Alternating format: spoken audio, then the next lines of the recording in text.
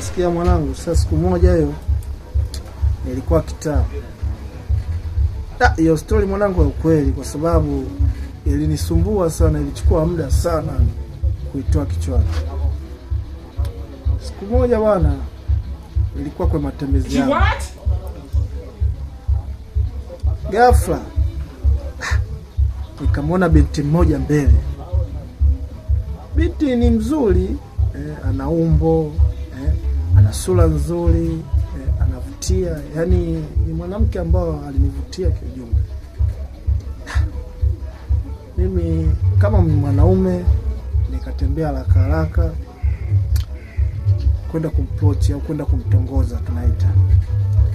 Nikamwambia sister, samani, mambo kopoa, unaitwa nani? Akaniambia jina lake anaitwa Ana.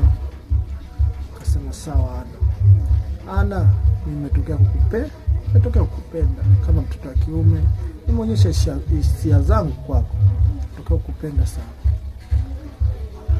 Ana akasema kaka, ni sawa kumpenda mtu sio dhambi, lakini sina jibu la kukupa ghafla, kwa sababu ni vitu ambavyo umeniambia cha haraka haraka. Kwa hiyo inabidi nikae nitafakari,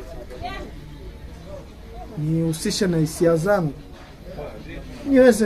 niweze kuja kukupa jibu lililokuwa sahihi. Basi nikamwambia sawa dada, lakini naomba jibu lako lisiwe baya. Nategemea kuwa na jibu, uwe na jibu zuri sana. Dada akaniambia hilo sio na shida, nafsi yangu na moyo wangu kikubali, hakuna mtu anaweza kupinga kuhusu hilo. Nikamwambia sawa. Basi dada akapita kulia, mimi nikapita kushoto, tukaachana hapo. Tukabadilishana namba. Kubadilishana namba, imepita siku 3, akanipigia simu yule dada. Bwana kaka, mambo poa, unajua? Naambia hapana, namba mimi nilikuwa sijasave kwa haraka. Kwa sijasave namba. Ananiambia mimi ni yule Ana. Vipi sasa uko wapi? Nikamwambia bwana sasa niko safarini, niko Dar es Salaam naelekea Morogoro Sambu. Kaniambia unarudi lini? Nikamwambia narudi wiki inayokuja. Akaniambia sawa, basi unaporudi Dar es Salaam naomba utafute. Nikamwambia haifai sita. Sasa tutatafuta tukaishia. Kurudi bwana, ile wiki tuliwagana, nikarudi niko Dar es Salaam, nikamtafuta sister, nimesharudi Ana. Akaniambia afadhali umerudi. Uko wapi sasa? Nikamwambia bwana mimi niko sehemu moja napaita Magomeni. Akaniambia Magomeni?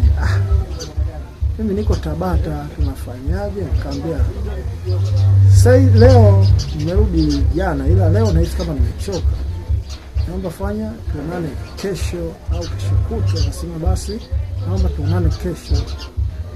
Nikamwambia fine, sawa. Kwa tulimaliza pale kesho yake kweli Ana akapanda gari daladala pala Kinondoni, akanikuta, tukaonana.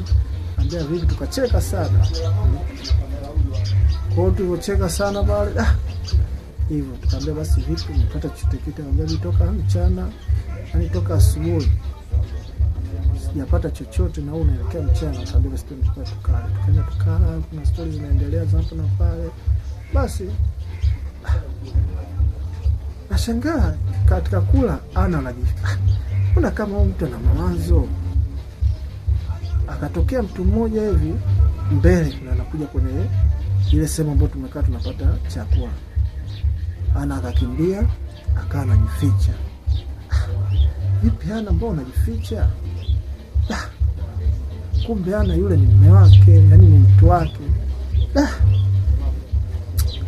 Niliumia sana. Ana alikuja kuniambia huyu bwana ni mume wangu na huyu ni mtu wangu, niliumia sana. Afu Ana nilimpenda sana.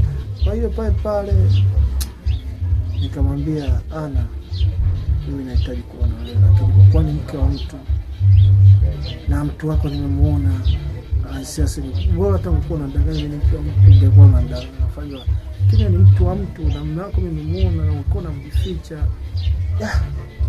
Bwana, wanawake mliokuwa na wanaume, bwana, hebu achaneni makando, yaani yale makando, hebu achaneni jamani, hebu tulieni kwenye njia kuu. Bwana, inaumiza sana.